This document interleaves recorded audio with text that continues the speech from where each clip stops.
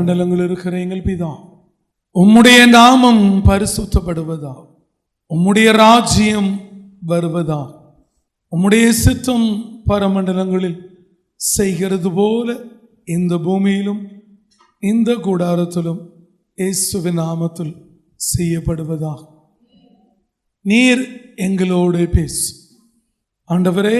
உம்முடைய பண்டக சாலையிலிருந்து ஒரு பெருங்காற்று புறப்பட்டு வந்து ஆண்டவரே உம்முடைய வார்த்தைகளை அடித்து கொண்டு போய் பூமியின் கடையாந்தரம் வரை உம்முடைய மகத்துவம் என்ன என்பதையும், உம்முடைய பராக்கிரமம் எப்படிப்பட்டது என்பதையும், உம்முடைய வல்லமையான கரம் எதை செய்யும் என்பதையும் பூமி முழுவதும் நிரப்பற்றுமாடும். இயேசுவின் நாமத்தில் ஜெபிக்கிறோம் எங்களோடு பேசும் நல்ல பிதாவே. சங்கீதம் 118:15 வசனம். நீதிமான்களுடைய கூடாரங்களில் ரட்சிப்பின் கம்பீர சத்தம் உண்டு. ரட்சிப்பின் கம்பீர சத்தம் உண்டு. கர்த்தரின் வலதுகரம் பராக்கிரமம் செய்யும். பரலோக ராஜ்யம் சமீபத்திருக்கிறது. The kingdom of heaven is at hand என்று வேதவசனம் சொல்லுகிறது. ஒவ்வொரு முழங்கால்களும் அவருக்கு முன்பாக முடங்க வேண்டும். ஒவ்வொரு நாவுகளும் அவரை அறிக்கை செய்ய வேண்டும். All the knee shall bow, all the tongue shall confess Jesus is the Lord. அவருடைய கம்பீர சத்தம் அடியானை நிரப்புவதாக. அவருடைய முகத்தின் வெளிச்சம் அடியானை மூடிக்கொள்வதாக. ஒரு அல்லேலூயா சொல்லுமே. கர்த்தரின் வலதுகரம் பராக்கிரமம் செய். தேவனோட ஊழியக்காரனாகிய அடியான் ஆபிரகாமாய் இருந்து சொல்லுகிறேன், இந்த கர்த்தரின் வலதுகரம் இந்த ஊழியக்காரனிடத்திலும் இந்த ஊழியத்தினிடத்திலும் பூமியின் குடிகளிடத்திலும் சேனைகளின் கர்த்தரின் வலதுகரம் பராக்கிரமம் செய்ய போகிறது. அல்லேலூயா. அந்த வலதுகரம் எப்படிப்பட்டது, அது எப்படிப்பட்ட பராக்கிரமத்தை அது செய்ய போகிறது என்பதை தான் பார்க்க போகிறோம். வேதத்திலே வலது கை என்று எழுதப்பட்டிருக்கிறது. ஆண்டவரோட கரம் எழுதப்பட்டிருக்கிறது. ஆண்டவரோட வலது கை எழுதப்பட்டிருக்கிறது. ஆனால் நமக்கு அவர் வலது கரத்தை கொடுக்கிறார். அல்லேலூயா. கையும் கரமும் வலதுதான், ரெண்டுமே தேவனுடையது தான். ஆனால் கைகளுக்கு வேற சுபாவம் இருக்கிறது, கரத்திற்கு வேறே சுபாவம் இருக்கிறது. இந்த கரம் பராக்கிரமம் செய்கிறது. ஒரு அல்லேலூயா சொல்லுமே. தேவன் எப்படிப்பட்ட பராக்கிரமம் அவர் செய்ய போகிறார்? வலதுகரம் என்ன செய்ய போகிறது? கொடான கூடிய ஆத்துமாக்களுக்கு என்ன செய்ய போகிறது? அதைத்தான் இன்னைக்கு செய்தியாய் பார்க்க போகிறோம். உங்களுக்கு விரோதமாய் உங்களை யார் எதிர்த்தார்களோ, யார் யார் இதுவரை போராடினார்களோ, யார் நிந்தித்தார்களோ, யார் உங்களோட வழக்காடினார்களோ, யார் உங்களோட யுத்தம் செய்தார்களோ, எல்லாவற்றிற்கும் இந்த கர்த்தரின் வலதுகரம் நியாயம் செய்து பராக்கிரமம் செய்ய போகிறது. அல்லேலூயா. என் ஜனமே, வேதம் என்ன சொல்கிறது? அதிலே 16வது வசனங்களையும் வாசிக்கலாம். கர்த்தரின் வலதுகரம் உயர்ந்திருக்கிறது. கர்த்தரின் வலதுகரம் உயர்ந்திருக்கிறது. கர்த்தரின் வலதுகரம் பராக்கிரமம் செய்யும். கர்த்தரின் வலதுகரம் பராக்கிரமம் செய்யும். தாவீது சொல்லுகிறார், அவரோட வலதுகரம் உயர்ந்திருக்கிறதா. எப்படி இருக்கு? இந்த பூமியில் இருக்கிற எல்லாரோட கரத்தை விட உயர்ந்த கரம் உள்ள ஒருவர் தான் நீயும் நானும் ஆராதிக்கிற சேனைகளின் கர்த்தர். ஒரு அல்லேலூயா சொல்லுமே. அந்த வலதுகரம் பராக்கிரமம் செய்யும் என்று தாவீது சொல்லுகிறார். ஒரு நாள் தேவன் ஒரு வாக்குத்தத்தங்களை கொடுக்கிறார். யாருக்கு கொடுக்கிறார்? யாக்கோபுக்கு ஒரு வாக்கு கொடுக்கிறார். யாருக்கு? ஆபிரகாமின் சந்ததியாய் இருக்கிற, தேவனோட சிநேகிதனாய் இருக்கிற ஆபிரகாமின் பேரன் தான் சொல்லணும். பேரனாய் இருக்கிற, தேவனாலே தெரிந்து கொள்ளப்பட்ட யாக்கோபுக்கு தேவன் ஒரு வாக்குத்தத்தங்களை கொடுக்கிறார். இது என்ன காரியம் என்றால், இந்த வாக்குத்தத்தங்களை தெரிந்து கொண்ட யாக்கோபுக்கும் சந்ததிக்கு கொடுக்கிறார். யாக்கோபு இந்த பூமியிலே இருந்து, யாக்கோபு மரணம் அடைந்து கிட்டத்தட்ட 1000 வருடங்களுக்கு பிறகு தேவன் யாக்கோபுக்கு வாக்குத்தத்தம் கொடுத்ததை ஏசாயாவினிடத்திலே சொல்லுகிறார். ஏசாயா இந்த வாக்குத்தத்தங்களை சொன்ன பொழுது ஒருவேளை யாக்கோபு உயிரோடு இல்லாமல் இருந்திருக்கலாம், இல்லை ஒருவேளை அந்த நாட்களிலே யாக்கோபும் உயிரோடு இருந்தாரா என்பதை நாம் ஆராய வேண்டும். ஆனாலும் கிட்டத்தட்ட 1000 வருடங்களுக்கு பிறகு தேவன் யாக்கோபுக்கு அந்த வலது கரத்தின் பராக்கிரமத்தை குறித்து சொல்லுகிறார். ஏசாயா தீர்க்கதரிசி எழுதின புஸ்தகம் 41ஆம் அதிகாரம் 8வது வசனங்களை வாசிக்கலாம். என் தாசனாகிய இஸ்ரவேலே, என் தாசனாகிய இஸ்ரவேலே, நான் தெரிந்து கொண்ட யாக்கோபே, நான் தெரிந்து கொண்ட யாக்கோபே, என் சிநேகிதனான ஆபிரகாமின் சந்ததியே, என் சிநேகிதனாகிய ஆபிரகாமின் சந்ததியே, நான் பூமியின் கடையாந்திரங்களிலிருந்து பூமியின் கடையாந்திரங்களிலிருந்து உன்னை எடுத்து. தேவன் என்ன சொல்லுகிறார்? இதை ஏசாயாவோட சொல்லுகிறார். அந்த தாசனை அவர் எப்படி அழைத்து வந்தார், அந்த தாசனாகி யாக்கோபை அவர் எப்படி எடுத்தார், தேவன் எப்படி தெரிந்து கொண்டார் என்று ஏசாயாவின் இடத்திலே சொல்லுகிறார். அதை இன்றைக்கு தேவன் இங்கே சொல்லுகிறார். உடனடியே சொல்லுவோமே, நான் பூமியின் கடையாந்தரங்களிலிருந்து உன்னை எடுத்து அதன் எல்லைகளிலிருந்து அழைத்து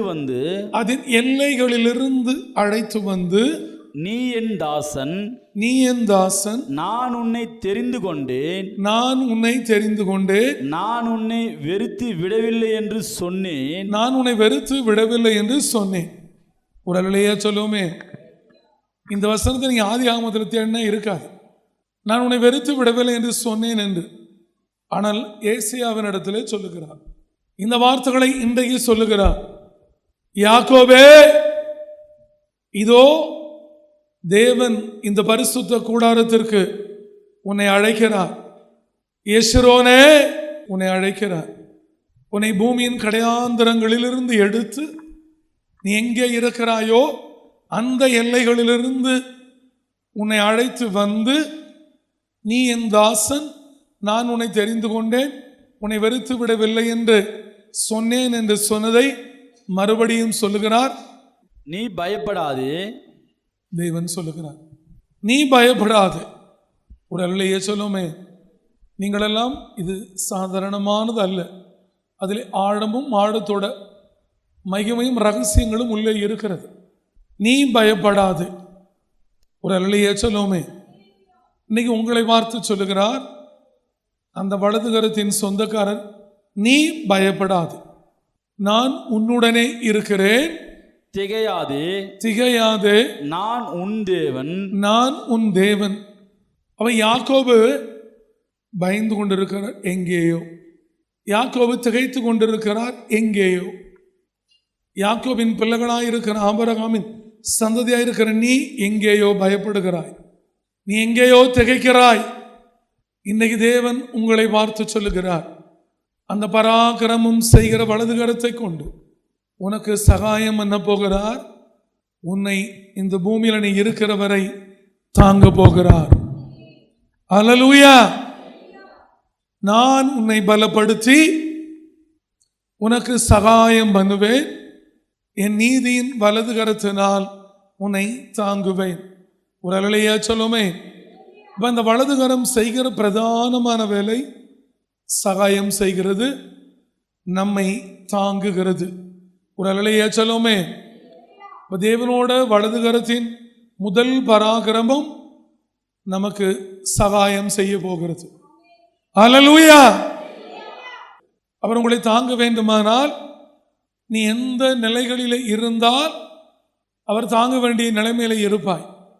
அப்படியானால் உன்னை அவன் அழிக்க நினைக்கிற பொழுது, யாருமே இந்த பூமியில் என்னை தாங்க ஆள் இல்லை என்று சொல்லி நீ ஒடுக்கப்பட்டும் நொறுக்கப்பட்டும் பாடுபட்டும் அவமானப்பட்டும் நிந்திக்கப்பட்டும் சோர்ந்து போய் ஐயோ என்னை தாங்க இந்த பூமியிலே ஒருவர் இல்லையா என்று நினைக்கிற நிலை எப்படிப்பட்டது? சாத்தானின் கோர பிடியில் இருக்கிற நிலை அது. அந்த நிலையில் அவர் தாங்க வருகிறார் என்றால் அவனை வேறறுத்து உங்களை அவர் தாங்க போகிறார். ஒரு அலையே சொல்லுமே, அப்படி தாங்குகிறதன் பராக்கிரமம். தாவீது சொன்னார், ஐயோ நான் பார்த்தேன், என்னை ஆறுதல் செய்கிறவர் ஒருவரும் இல்லை. நான் பார்த்தேன், என்னை தாங்குவார் ஒருவரும் இல்லை என்று சொல்லி. இந்த உலகத்தில் யாரும் நம்ம தாங்க மாட்டாங்க. நலம் தப்பி போனால் புருஷன் மனைவியை தாங்குகிறது இல்லை. புருஷன் நலம் தப்பினால் எந்த மனைவியும் புருஷனை தாங்குகிறது இல்லை. கொஞ்ச நாள் உலகத்திற்காக, மனுஷர்களுக்காக, அவ்வளவுதான். ஒரு நாள் அவள் சலித்து போய் சொல்லி விடுவார், நீ இருந்து என்ன பண்ண போற? உனக்கு வேலை செய்யறது எனக்கு வேலையா? உன்னை சமைச்சு போட்டு உன்னை பார்க்கறதா வேலையா? பிள்ளைகள் பெற்றோரையும் அப்படித்தான் சொல்வார்கள், பெற்றோர்கள் பிள்ளைகளையும் அப்படித்தான் சொல்லுகிறார்கள். இந்த பூமியிலே எந்த நிலைகளிலும் இருந்தாலும் அவமானப்பட்டு, நிந்திக்கப்பட்டு, ஒடுக்கப்பட்டு, நொறுக்கப்பட்டு, பாடுபட்டு, எல்லாராலும் கைவிடப்பட்டு, மனம் நொந்தவளாய் ஐயோ என்னை தாங்க ஒருவரும் இல்லையே என்று நினைக்கிற பொழுது உன்னை தாங்க ஒரு கரம் இருக்கிறது. அதுதான் என் தகப்பனாகிய கர்த்தரின் வலது கரம். அல்லேலூயா. அப்படி இந்த ஊழியக்காரனையும் உங்களையும் ஒரு வலது கரத்தினால் தாங்க போகிறார். அல்லேலூயா. அவரை மாதிரி தாங்குறவங்களை உங்களால் பார்க்க முடியாது, அந்த மாதிரி தாங்குகிறது. அடுத்த வசனங்களை வாசிக்கலாம். இதோ உன்மேல் எரிச்சலா இருக்கிற யாவரும் வெட்கி. வலது கரத்தில் கொண்டு தாங்குகிற சேனைகளின் கர்த்தர் சொல்லுகிறார், இதோ ரைட் நவ், இப்பொழுது. வாசிக்கலாம். உன்மேல் எரிச்சலா இருக்கிற யாவரும் வெட்கி. உன்மேல் எரிச்சலா இருக்கிற யாவரும். யார் யார் உன் மேல எரிச்சலா இருக்காங்க? இந்த எரிச்சல் எங்கிருந்து வருகிறது? காயினிடத்திலிருந்து வந்தது. காயினுக்கு எங்கிருந்து வந்தது? பிசாசனிடத்திலிருந்து வந்தது. உன் மேலே யார் யார் எரிச்சலாய் இருக்கிறார்களோ, உன் தொழில் மேல் எரிச்சலாய் இருக்கிறார்களோ, எல்லாரும் வெட்கப்பட போகிறார்கள், எல்லாரும் லட்சையடைய போகிறார்கள். அல்லேலூயா. லட்சை அடைவார்கள். உன்னோடே வழக்காடுகள் நாசமாகி. உன்னோடே எப்படி எவன்டா உன்னோட வழக்காடு? உன்னோட வழக்காடுகிறவர்கள் நாசமாகி ஒன்றும் இல்லாமல் போவார்கள். உன் தொழிலோட வழக்காடுகிறவன், உன் குடும்பத்தோட வழக்காடுகிறவன், ஊழியக்காரனோட வழக்காடுகிறவன் முதலாவது என்ன ஆகிறான்? நாசமாகிறான். அடுத்து என்ன ஆகிறான்? ஒன்றும் இல்லாமல் போகிறான். ஒரு அல்லேலூயா சொல்லுமே. ஏ சாத்தானே, ஏ பொல்லாத பிசாசு, நீ தேவனோட வழக்காடுவாயானால் நீ நாசமாய் ஒன்றும் இல்லாமல் போவாய். நீ இந்த கூடாரத்தோட வழக்காடுவாயானால் நீ நாசமாகி ஒன்றும் இல்லாமல் போவாய். அவரோட ஊழியக்காரனோட வழக்காடுவாயானால் நீ நாசமாகி இந்த நாளிலிருந்து ஒன்றும் இல்லாமல் போவாய். அல்லேலூயா. ஒன்றும் இல்லை என்ன அர்த்தம்? ஜீரோ. ஒன்றும் இல்லாமல் போவார்கள். உன்னோடு போராடினவர்கள். உன்னோடு அப்படின்னு சொல்லல, உன்னோடு. எவன்டா? உன்னோட போராடினவர்களை தேடியும் காணாதிருப்பாய். இதுவரை யார் யார் உங்களோட போராடினார்கள், யார் யார் போராடினார்களோ நீ அவங்கள தேடி பார்த்தா கூட அவங்கள கண்டுபிடிக்க முடியாது. ஒரு நிலையா சொல்லுவோமே, இப்போ அவங்க எங்கே போயிருப்பாங்க? அழிந்து போயிடுவார்கள். அல்லேலூயா. அவனை காணவே கூடாதபடி, அவனை கண்டே பிடிக்க முடியாதுன்னா அவனை பூமியில் இராதபடி அவர் வேறறுக்க போகிறார். அல்லேலூயா. உன்னோட போராடினவர்களை தேடியும் காணாதிருப்பாய். உன்னோட யுத்தம் பண்ணின மனுஷர் ஒன்றுமில்லாமல் இல் பொருள் ஆவார்கள். முதல்ல என்ன பார்த்தோம்? அவரோட பராக்கிரமம் என்ன செய்கிறது? தாங்குகிறது. அடுத்து அவரோட பராக்கிரமம் என்ன செய்கிறது? முந்தின வருஷம் என்ன செய்கிறது? வழக்காடுகிறவர், எரிச்சலாய் இருக்கிறவர்கள் ஒன்றுமில்லாமல் நிர்மூலமாகும்படி அவரோட வலதுகரம் பராக்கிரமம் செய்கிறது. அடுத்து என்ன செய்கிறது? போராடினவர்களை காணாதிருக்கும்படி அது வேறு இருக்கிறது. அடுத்து என்ன செய்கிறது? யுத்தம் பண்ணின மனுஷர் ஒன்றுமில்லாமல் இல்பொருள் ஆகும்படி செய்கிறது. ஒரு அருளையே சொல்லுவோமே, இதுதான் அவர் செய்கிற வலதுகரம் செய்கிற பராக்கிரமம். என்ன பராக்கிரமம்? நம்மை தாங்குகிறது. அடுத்து என்ன பராக்கிரமம்? எரிச்சலாக இருக்கிற யாவரையும் வெட்கமடைய செய்கிறது, லட்சியடைய செய்கிறது. அடுத்து அவரோட பராக்கிரமம், வலதுகரத்தின் பராக்கிரமம், வழக்காடுகிறவன் நாசமாகி ஒன்றுமில்லாமல் போகிறது.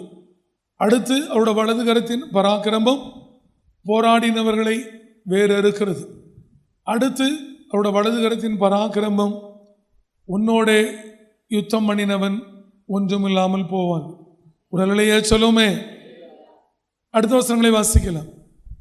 உன் தேவனாய் இருக்கிற கர்த்தராகிய நான் உன் வலது கையை பிடித்து பயப்படாதே நான் உனக்கு துணை நிற்கிறேன் என்று சொல்லுகிறேன். அதுதான் பராக்கிரமம்.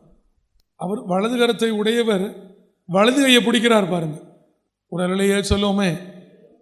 இப்போ கூட பிடிச்சிட்டு போயிருந்தா வலது கையை பிடிக்க முடியாது.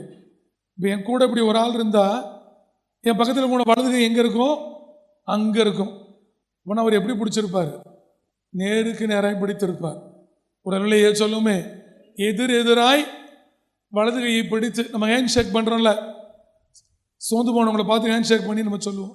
வீட்டுக்கெல்லாம் போனால் நான் இருக்கேன், மாமா இருக்கேன், எதுக்கு இருக்கார்? ஆனால் அவர் சொல்லுவார், கர்த்தர் நான் இருக்கிறேன். அல்லேலூயா. அந்த ஒரு வார்த்தையில நீ இந்த பூமியில சுகித்து வாழ்ந்துடலாம். அல்லேலூயா. அவ யாக்கோபு எப்படி கையை பிடிச்சிருப்பாரு? வலது கை இப்படி நேராக தான் பிடிச்சிருப்பார். இந்த கை நீட்டினோட என்ன பண்ணியிருப்பார்? யாக்கோபு தன் கையை கொடுத்துருப்பார். தேவன் இப்படி தான் பிடிச்சிருக்கணும். இப்படி நடந்து போகிற கூட பிடிச்சிருக்கணும்னா இப்படி கட்டி பிடிச்சி வலது கையை பிடிக்கணும். ஆனால் அவர் அப்படி பிடிச்சிருக்க மாட்டார், இப்படி தான் பிடிச்சிருப்பார். இல்லை ஒருவேளை தாங்க முடியாமல், தாங்க ஆள் இல்லாமல் ஒருவேளை அவர் விழுந்து கிடந்திருந்தால் வலது கையை இப்படி பிடிச்சி தூக்கி இருப்பார். உடலையே சொல்லுமே. வலது கரத்தை உடையவர் வலது கையே பிடிக்கிறார். வலது கையை பிடிக்கிறவர் சொல்லுகிறார், நான் உனக்கு துணை நிற்கிறேன். அல்லேலூயா. வலதுகரம் செய்கிற பராக்கிரம் நம்மை தாங்குகிறார். நம்மை வெட்கப்படுத்தினவர்கள், நம்மை அவமானப்படுத்தினவர்கள், நம்மை நிந்தித்தவர்கள், நம்முடைய வழக்காடினவர்கள், நம்முடைய போராடினவர்கள் எல்லாரையும் தேவன் நிர்மூலமாக்கி மறுபடியும் தாங்கினவர் வலதுகை பிடித்து சொல்லுகிறார், துணை நிற்கிறேன் என்று சொல்லி. உடலையே சொல்லுமே. இதுதான் தேவனுடைய பராக்கிரம், தேவனுடைய வலதுகரத்தின் பராக்கிரமும். இன்னும் அந்த பராக்கிரம், வலதுகரத்தின் பராக்கிரமம் என்ன செய்யும்? இந்த வலதுகரம் என்ன செய்யும் என்று பார்ப்போமா? இந்த வலதுகரம் பகைஞனை கொன்று போடுமா? ஒரு அலையே சொல்லுமே. அப்போ அவனோட வலதுகரம் உன்னோடு இருந்தால் அவர் உனக்காய் உன் பகைஞனை கொன்று போடுவார். பகைஞன் செத்துட்டானா பகையும் அவனோட அழிந்து விடும். அல்லேலூயா. யார் யார் உங்களுக்கு பகைஞன்? எனக்கு பகைஞன் எல்லாம் யார்? பொல்லாத அவன்தான். சாத்தானும் அவன் சேனைகளும் எனக்கு பகைஞன். பிசாசின் கூட்டங்களும் எனக்கு பகைஞன். அவரோட வலதுகரம் பகைஞனை கொன்று போடுகிறது. ஒரு அலையே சொல்லுமே. அல்லேலூயா. அவரோட கரம் சாதாரணமானதல்ல. அவரோட வலதுகரம் பலத்தாலும் மகிமையாலும் நிறைந்த கரம். அது ஒரு அலையே சொல்லுமே. அதனாலே தான் அந்த பலத்துக்கு முன்பாக, அந்த மகிமைக்கு முன்பாக சாத்தானாலும் அவன் சேனைகளினாலும் நிற்க முடியவில்லை. ஒரு அலையா சொல்லுமே. இப்போ இந்த வலதுகரம் உன்னை தாங்குகிறது என்றால், இந்த வலதுகரம் உன்னை பிடிக்கிறது என்றால், இந்த வலதுகரம் உனக்கு துணை நிற்கிறது என்றால், இந்த வலதுகரத்தை கொண்டு நீ சாத்தானையும் பகைஞனையும் ஜெயித்து விடலாம். அல்லேலூயா. வேதம் என்ன சொல்லுகிறது? இஸ்ரவேல் ஜனங்கள் 400 வருஷத்திற்கு மேலாக கிட்டத்தட்ட 430 வருஷங்கள் அடிமைகளாயிருந்தார்கள். சொல்லி முடியாத உபத்திரவங்கள், சொல்லி முடியாத பாடுகள், சொல்லி முடியாத சஞ்சலங்கள், சொல்லி முடியாத பசி, சொல்லி முடியாத வேலை, இவ்வளவோ கொடுமைகளை அனுபவித்து வந்தார்கள். அந்த பகைஞனான எகிப்தியன் இஸ்ரவேல் ஜனங்களை ஒடுக்கினான், நொறுக்கினான், வேதனைப்படுத்தினான், துன்பப்படுத்தினான், பாடுபடுத்தினான். எல்லாவற்றையும் தேவன் பார்த்து கொண்டே இருந்தார். ஒரு நாள் அவரோட வலதுகரம் இறங்கி வந்தது. அந்த மகிமை நிறைந்த வலதுகரம் இறங்கி வந்தது. அங்க பலம் நிறைந்த வலதுகரம் இறங்கி வந்தது. என்ன நடந்தது? அவரோட ஜனங்களை ஒடுக்கின பகைஞனை, அவரோட ஜனங்களை நொறுக்கின பகைஞனை, அவரோட ஜனங்களை பாடுபடுத்தின பகைஞனை, அவரோட ஜனங்களை மந்திரத்தினாலும் தந்திரங்களினாலும் கொடுமை செய்தவனை அவரோட வலதுகரம் கொன்று போட்டது. உங்களை யார் நொறுக்குகிறார்களோ, நீங்கள் யாரால் நொறுக்கப்பட்டு கிடக்கிறீர்களோ, என் ஜனமே யாரால் ஒடுக்கப்பட்டு கிடக்கிறீர்களோ, யாரால் நிந்திக்கப்பட்டு கிடக்கிறீர்களோ, யாரால் பாடுபட்டு கிடக்கிறீர்களோ, யாரால் வேதனைப்பட்டு கிடக்கிறீர்களோ, அந்த பகைஞனை தேவன் இன்றைக்கு கொல்ல போகிறார். அல்லேலூயா. ஆனால் எல்லாவற்றுக்கும் முடிவு வருகிறது. எல்லாவற்றையும் அழிக்கும்படிதான் அவரோட வலதுகரம் பராக்கிரமம் செய்யும் என்று தேவன் வாக்கு கொடுத்தார். அல்லேலூயா. அது எப்படி பராக்கிரமம் செய்கிறது என்று பார்ப்போமா? யாத்ராகமத்தின் புஸ்தகம் 15ஆம் அதிகாரம் 6-7 வாசிக்க கேட்கலாம். கர்த்தாவே, கர்த்தாவே, உம்முடைய வலதுகரம் பலத்தினால், உம்முடைய வலதுகரம் பலத்தினால் மகத்துவம் சிறந்திருக்கிறது, மகத்துவம் சிறந்திருக்கிறது. வலதுகரம் எப்படி இருக்கிறது? பலத்தினால் மகத்துவம் சிறந்திருக்கிறதா. என்ன இருக்கிறது?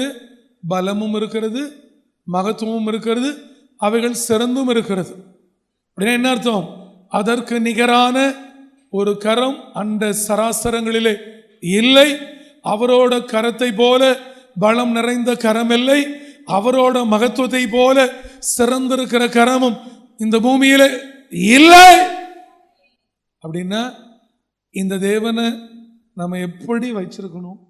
இந்த தேவன் நாம எப்படி ஒரு இடத்துல கிட்டி சேரணும்? இந்த வலது கரத்துக்காக நம்ம எப்படி காத்திருக்கணும்?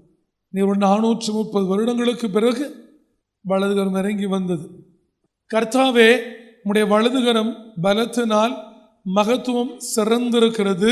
கர்த்தாவே, கர்த்தாவே, உம்முடைய வலதுகரம், உம்முடைய வலதுகரம் பகைஞனை நொறுக்கி விட்டது, பகைஞனை நொறுக்கி விட்டது. என்ன பண்ணுனதா? அதுதான் பராக்கிரமம். பகைஞனை நொறுக்குகிறது தான். அப்பளத்தை நொறுக்கினா எப்படி இருக்கும்? நொறுங்கி போகும். இப்படி அவர் மனுஷனை நொறுக்கி இருக்கிறாரா? இப்போ அவர் எப்படி நொறுக்கி இருப்பார் பாருங்க. பிஞ்சு தான் போகணும், ஆனால் நொறுங்கி போயிருக்கு. ஆனால் என்ன அர்த்தம்? இப்போ சதையும் கரியும் எலும்புகள் நரம்புகள் எல்லாம் என்ன ஆயிருக்கணும்?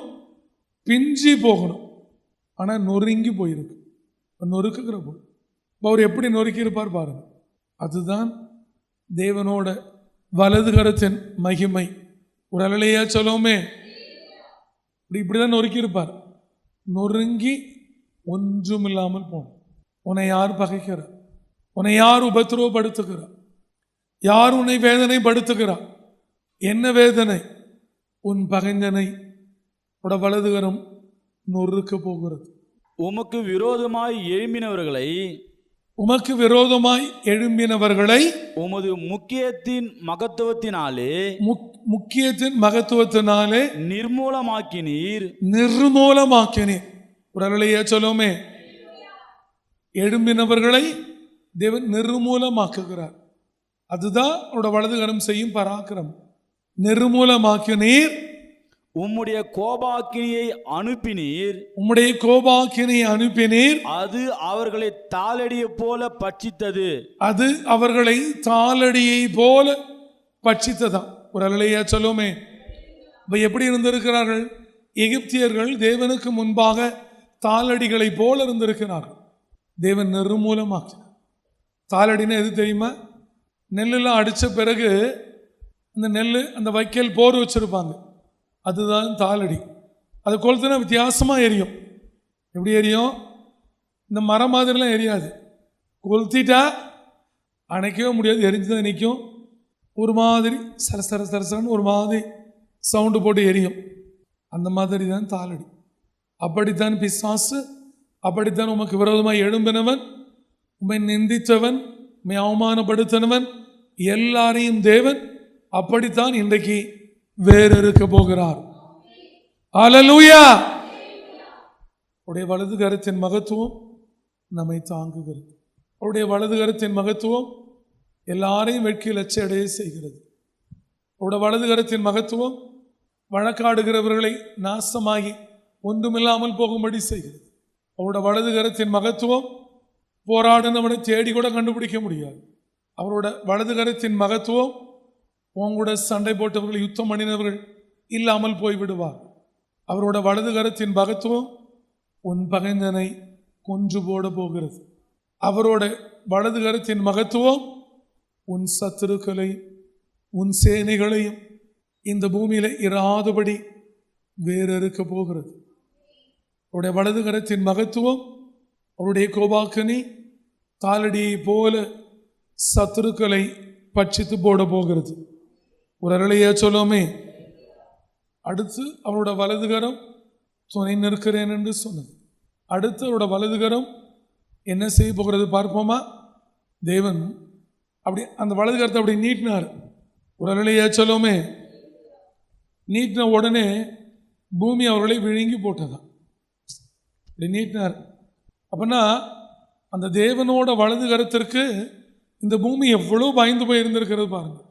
நீட்டின உடனே அது கண்டு கொண்டது தேவன் இவர்களை விழுங்க சொல்லுகிறார் என்று சொல்லி பூமி பிளந்தது, சத்துருக்களை விழுங்கி போட்டது. அல்லேலூயா.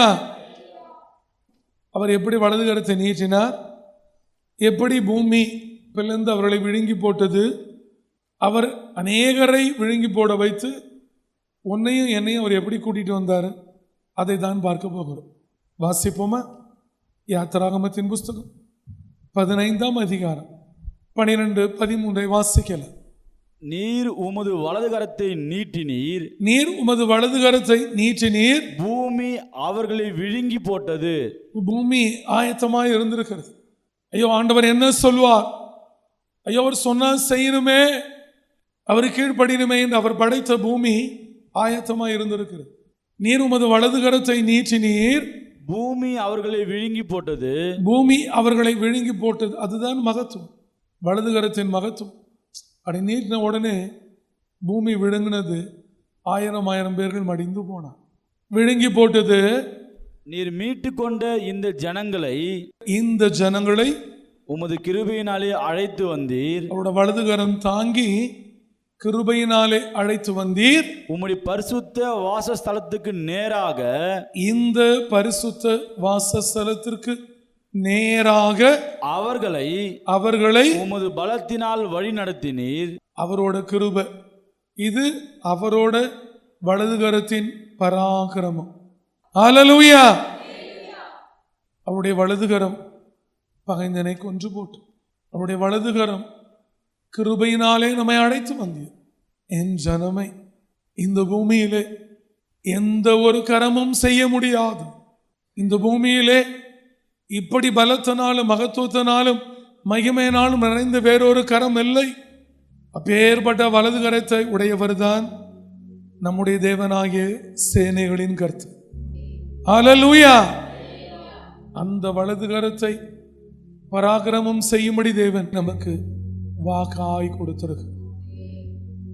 வழக்காடுகிறவன், நிந்திக்கிறவன், அவமானப்படுத்துகிறவன், வெட்கப்படுத்துகிறவன், பகைஞன், இப்படி யார் யார் இருக்கிறார்களோ எல்லாரையும் அறுக்க, அழிக்க, பராக்கிரமம் செய்ய தேவனோட வலதுகரம் இங்கே இருக்கிறது.